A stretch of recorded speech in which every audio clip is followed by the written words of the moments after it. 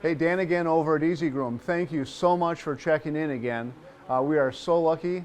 We have a special guest. We have Big Chuck McBride, the dog whisperer. Chuck is going to give us a little bit of leadership here on establishing that pack leader relationship with the animal. This is going to make the ultrasonic tooth cleaning process go a lot smoother. Today, we're going to learn how to use the ultrasonic tool cleaning system, but first we have to establish pack leadership by walking our dog and making sure that he always is behind us, using boundaries, rules, and limitations, and we also have to get the dog used to using the ultrasonic tool cleaning system. We want to make sure that we always keep our shoulders straight and we want to stand tall. We want to make sure that our dog walks with us and behind us.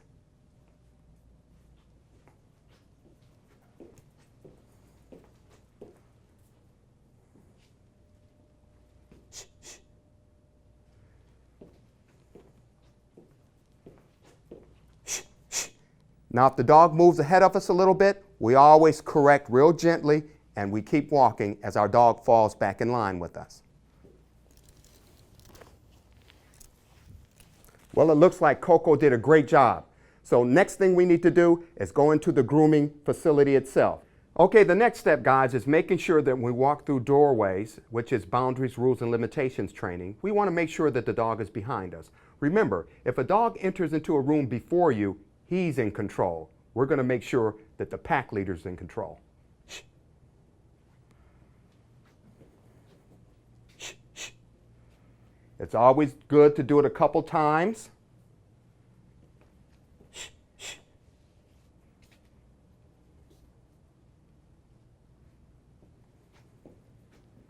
All right, now we're in the grooming room where the dog is going to get its teeth cleaned. So what we want to do is we want to very gently and very carefully pick the dog up the correct way, which is underneath the body and touching and controlling the head. This is very important. It kind of mocks a mama's bite or a mama's control over a puppy.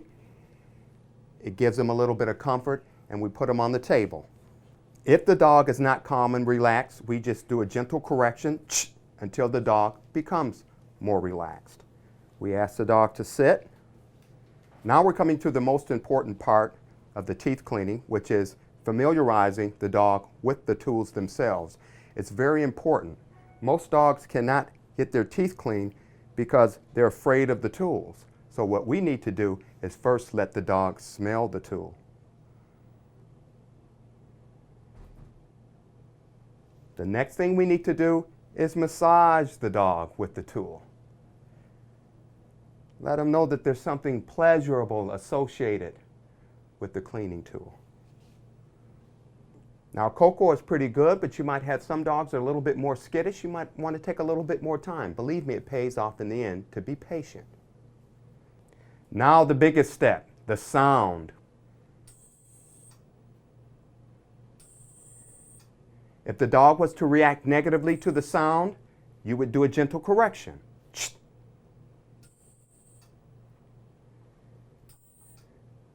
Coco did great. Now the next and final thing is to make Coco lay on his side. So I always pick up underneath. I hold my hands here so I can kind of flip him over this way. And I use just enough force to keep him on his side.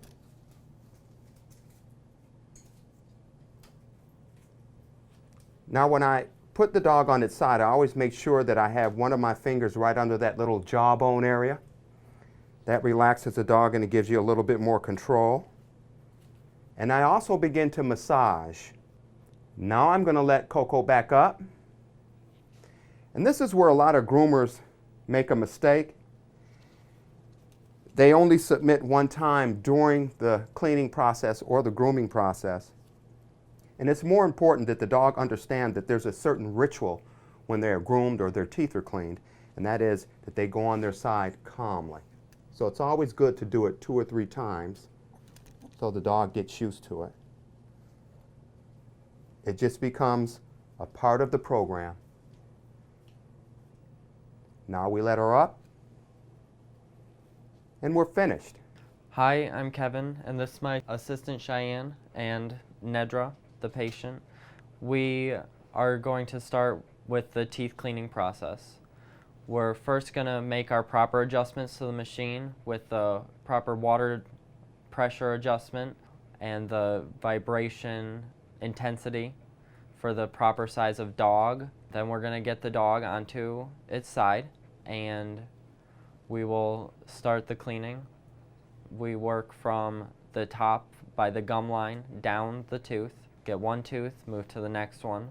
Once we finish one side of the mouth, we generally let the dog down to run around and play and give it some time to relax, and then pick the dog back up, put it on its other side, and start with the other side. So now we're going to get started. We're gently going to put the dog onto her side.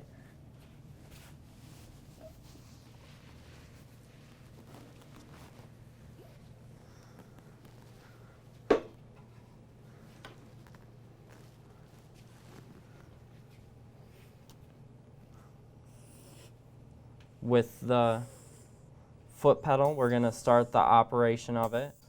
You just very gently touch the tip to the area with the plaque on it, on the tooth. Be prepared for the dog to move away.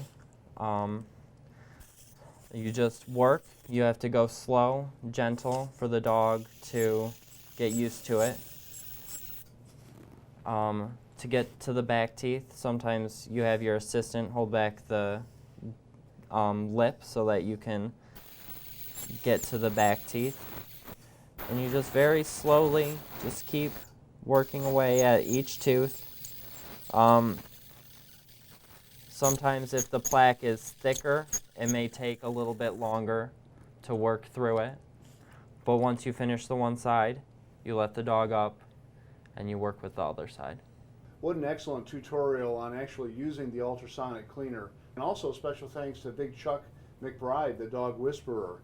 Now we've got Eddie Marshall over here, one of the owners of Little Nell's Pet Grooming, Doggy Daycare. Tell us a little bit about what's going on around Little Nell's, some of your services before we get into the business side of the ultrasonic cleaner. Well, a few things. Little Nell's Pet Salon is here in Wall Lake. And as Dan was saying, we're a full-service grooming salon for both dogs and cats. We do offer daycare. We're open 7 days a week.